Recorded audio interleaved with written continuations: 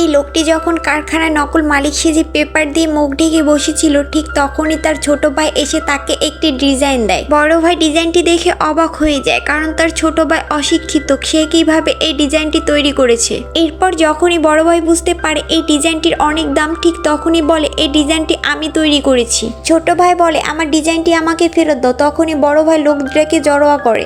এরপর বড় ভাই সবাইকে বলে আমার ছোট ভাই আমার ডিজাইনটি চুরি করে নিয়ে যাচ্ছিল, আমি ওকে হাতে নাতে ধরেছি। এরপর ছোট ভাই সবাইকে বলে আমি এই ডিজাইনটি নিজের হাতে তৈরি করেছি, এটা আমার ডিজাইন। এটা শুনে সবাই হাসাহাসি করে, কারণ সবাই জানে ছেলেটি লেখাপড়া করে না, আর যে লেখাপড়া না করে সে এত সুন্দর ডিজাইন কি করে তৈরি করবে। বড় ভাই বলে আমার ডিজাইন চুরি করার অপরাধে ওকে পুলিশের কাছে দিয়ে দেওয়া হোক। এরপর সবাই সেটা রাজি হয়ে যায়। ছেলেটিকে যখনই পুলিশের কাছে দিতে যায়, ছেলেটি ঠিক তখনই বলে ওঠে ডিজাইন আমি নিজে তৈরি করেছি, আর যদি এটা বিশ্বাস না হয় তাহলে আমাদের দুই ভাইয়ের মধ্যে একটি প্রতিযোগিতা হয়ে যাক, যে এই ডিজাইনটি আঁকতে পারবে সেই এই ডিজাইনের মালিক। এরপর বড় ভাই ডিজাইনটি আঁকতে পারে না, ছোট ভাই সেম ডিজাইনটি এঁকে দেখায় সবাইকে। এরপর সবাই বিশ্বাস করে এই ডিজাইনের মালিকটি ছোট ভাই।